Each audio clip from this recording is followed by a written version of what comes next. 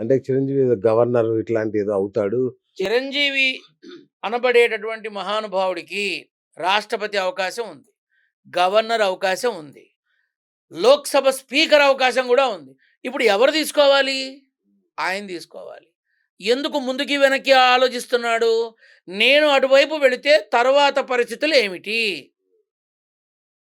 నా కర్మ కొద్దీ రాజకీయాల్లోకి రాకముందు ఈ ప్రజారాజ్యం పార్టీ పెట్టినప్పుడు 7 ఎకరాల వెనకాల ఒక తెల్ల బిల్డింగ్‌లో వాళ్ళ ఆఫీస్ ఉండేదప్పుడు. అక్కడికి నన్ను తీసుకెళ్ళినప్పుడు ఇది ఎక్కువ కాలం ఉండదు అని అన్నా. నేను అప్పుడు చిక్కడపల్లిలో ఉండేవాడిని.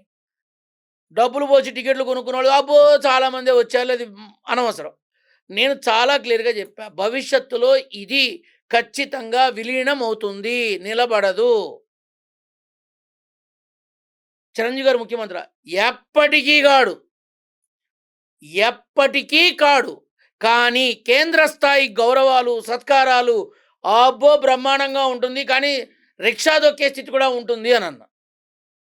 ఏమన్నాను? రిక్షా దొక్కే స్థితి కూడా ఇది ఎవరికి చెప్పానో మీరు అడ్రస్‌లు ఇస్తా కావాలంటే వెళ్లి కనుక్కోండి. వీడు నిజం చెప్తున్నాడో, సొల్లు వాగుతున్నాడో వాళ్ళే చెప్తారు.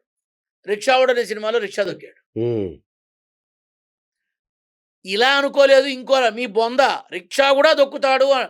తన ప్రాభవం, తనకున్న ఇమేజు, తనకున్న ఫ్యాన్ ఫాలోయింగు ఇవన్నీ పక్కన పెట్టి, ఇంకా నేను డౌన్ టు ఎర్త్‌గానే బతుకుతున్నా, నాకు అహంకారం లేదు అని నిరూపించుకునే ప్రయత్నం అది అని చెప్పా.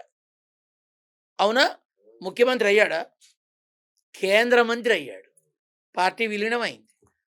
తర్వాత మళ్ళీ నన్ను దొబ్బులు పెట్టిన వాళ్ళు, తిట్టిన వాళ్ళు, నానా మాటలు మాట్లాడిన వాళ్ళు వచ్చి ఆశీర్వచనం చేసుకొని, "మా భవిష్యత్తు ఏంటి గురువుగారు" అని అడిగారు. ఏం చెప్పాలి ఇప్పుడు నేను? అటువంటి వాళ్ళతో ఏం చెప్తానంటే, నాకన్నా గొప్పవాళ్ళు, గొప్ప జాతక శిఖామణులు, అద్భుతంగా జాతకం చెప్పేవాళ్ళు చాలామంది ఉన్నారు. వెళ్లి వాళ్ళని అడగండి అని చెప్పా. ఎందుకని? ఒకసారి